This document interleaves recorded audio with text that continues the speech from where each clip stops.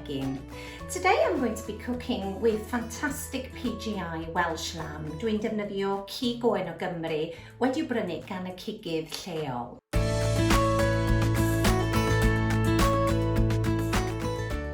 The cut of meats that I'm going to be looking at in this particular demonstration is the top side.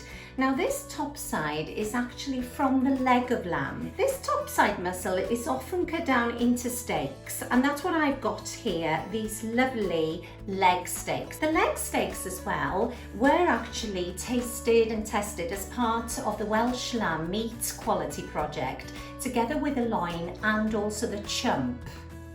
Okay, so I'm going to start now by making a relish to go with the lovely lamb leg steaks. I'm going to start off just with some garlic, and I'm putting 2 cloves of garlic because I think garlic obviously goes beautifully with lamb. Roughly chop the garlic, an onion, and just roughly chop the onion, don't have to go too small with it. And then I've got some ginger. And what I want to do, I'm just going to grate the ginger. I think fresh ginger, again, goes beautiful with lamb and is lovely in a relish. And I'm using about a 3 centimetre piece. Okay, so what I'm going to do now is just quickly start frying this. Not to brown it, but just to soften it. So I'm going to put a little bit of oil in my pan. And then we'll add ginger, garlic and onion. And while that's softening, we'll come on to the fruits that I'm going to use. So 1 cooking apple, and I'm just going to peel and chop this again into quite rough pieces. I'll just cut up the apple into nice chunks. Now onto the plums, and because these are quite small, I'm going to use about 4 lovely plums, nice and juicy, and again just chop up the plums. Okay, so what we want to do now, we'll just cook this just a little bit more, and then we can add our apple and plums. I'm going to add just a little bit more oil into there, and now the apple and the plums.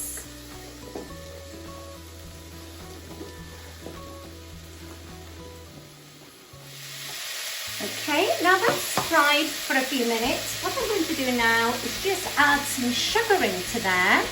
So I'm adding 2 tablespoons of soft brown sugar, which is obviously again going to counteract that sharpness of the cooking apple. And then for the liquid, I've got some fruit juice, and this is just a red berry fruit juice, about 150 millilitres of that. And then we'll just bring this up to the boil. I'm going to put a lid on this then and let it actually simmer for about 10 minutes or so until the apple has broken down and become a lot softer. This lovely relish has now been cooking for about 10 minutes, and you can see now that it's all gone nice and soft, quite a thick consistency. So I think that's perfect, that's great.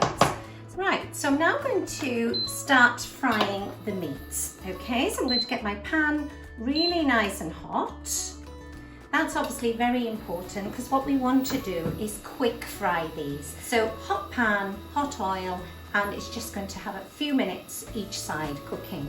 So I'll just put a little bit of black pepper and some salt. Same on the other side. And now hopefully we'll just check to see if the pan is hot enough. Yeah, and you can hear that lovely sizzle. Okay, so just give it just a few minutes. And what I'm also going to do is just add a little bit of butter into there. I'm just going to see, wow, already browned nicely. That one a bit more.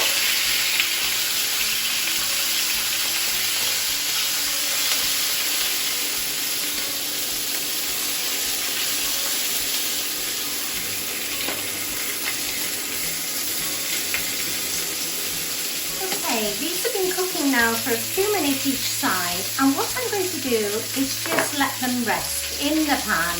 We're going to leave them now for about 4 or 5 minutes before we serve them. The lamb has now been resting for a good 5 minutes or so we're ready to serve. Just before I serve the lamb, what I want to do, I've just made up a flavoured butter here, just by rolling it, nice softened butter, and then I put a little bit of fresh thyme in there, because obviously that goes really nice as well. So I'm just going to have a few of these slices just to put on top of our lamb. Finish off a little bit more salt. And what I'll do, I will actually cut into this steak so that we can see what it's like inside.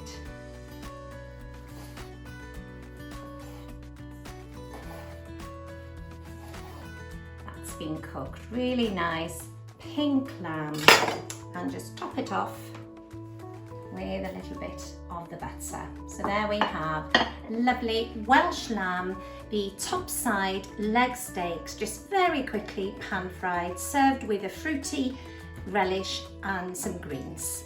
I hope you'll have a go at making this recipe, and this recipe will be available on eatwelshlamb.com.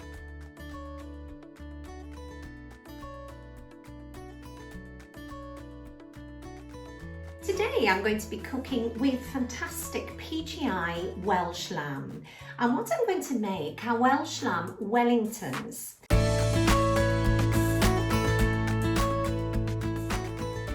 Now the cut of meat that I'm using to make these is from the loin part of the lamb. Now what I'm actually going to use for the Wellington is the part of the loin here. Now this is often called the eye of the loin. So basically where we've got the chops here, it would be this part that we call the eye. Right, so I'm going to start to prepare the Wellington. So we'll put the chops back in the fridge. And what I want to do first, I'm just going to prepare a lovely herb sort of covering, a crust to go onto the lamb.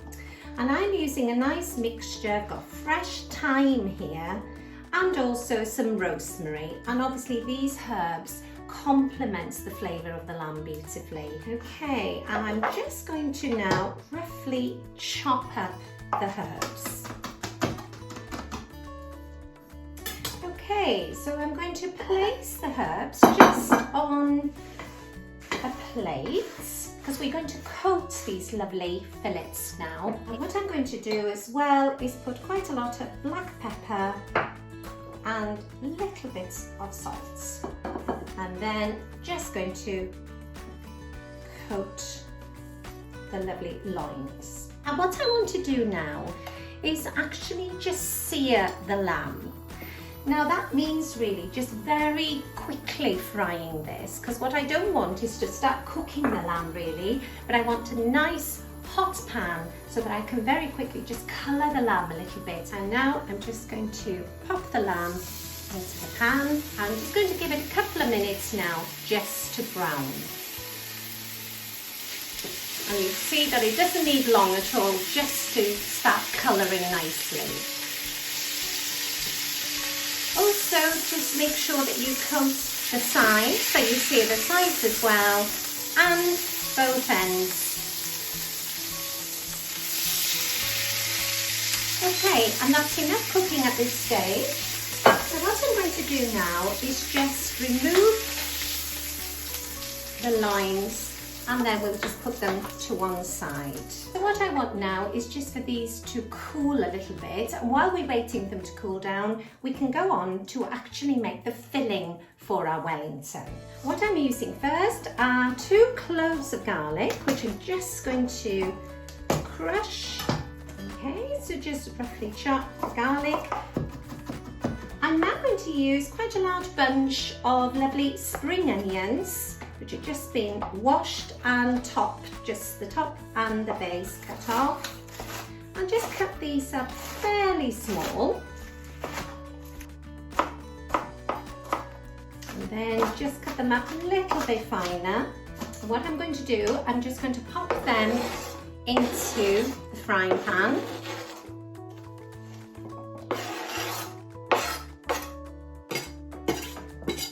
And then come on to the mushrooms. Now I've got a couple of chestnut mushrooms and what I call just the ordinary mushrooms that we can buy. So the choice is yours. Certainly you don't have to have chestnut mushrooms, these are fine. And what we need is about 150 grams of mushrooms, and again, just chop them up.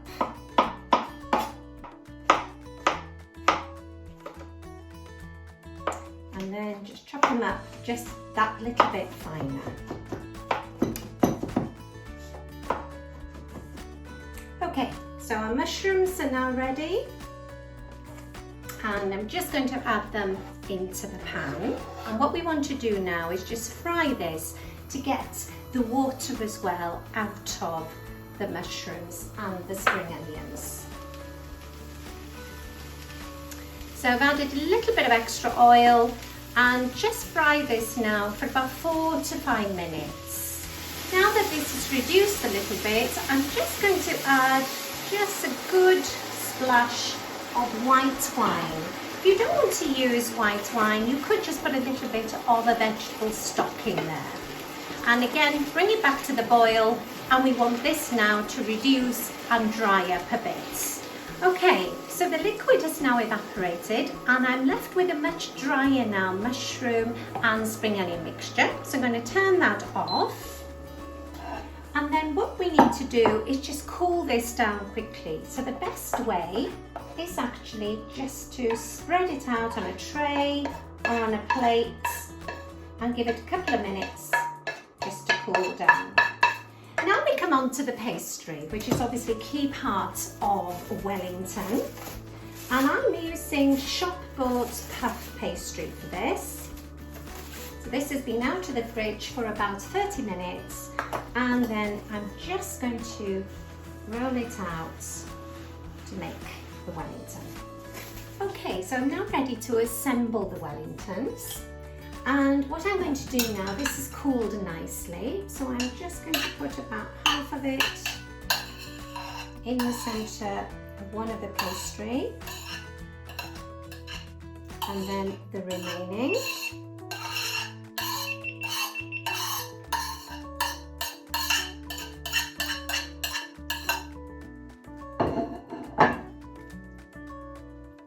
Again, just spread that, making sure you're leaving the edges of the pastry, obviously. And then we're going to pop our lovely Welsh lamb onto the top of that, put a little bit of egg around the edge. Then we come on to just folding it, press down tightly to make a seal, press on the ends, and I'm just going to very carefully lift them and pop them seal side down.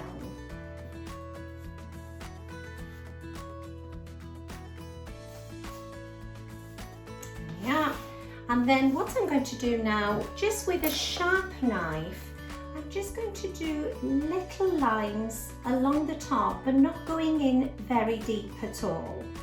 And then just finish off with a little bit of the egg, beaten egg. Now my oven is on already. I've got it on gas max 6, 200 degrees centigrade, so it needs quite a hot oven for about 15 minutes. Okay, so the lamb Wellingtons have come out of the oven. As you can see, they look wonderful. And while they're resting, what I want to do now is just a very quick sort of sauce. So in that pan that we fried our onion and our mushroom mixture, I'm just going to put a good tablespoon or dessert spoon of a lovely red currant jelly. Now I'm going to just put a little bit of boiling water, and what we'll do, we'll make sure we get all these lovely flavours that we had in our pan. And what I'm going to put now is actually some gravy granules. Now these are the vegetable gravy granules. So all I want to do now is bring this up to the boil, and I'm going to put a little bit of butter. There we are, simple as that. I'm going to switch off and put a little bit of thyme in just to finish it off. A few sprigs. And now really I'm ready for serving these lovely Wellingtons. I'm just going to cut into this now so that we can actually see how it's cooked. Okay, and there you can see, beautiful and pink, really still tender. It'll have retained all that lovely flavour and juicy, very succulent Welsh lamb. So that's just such a simple dish to make and delicious. And I hope that you're going to have a go at making this.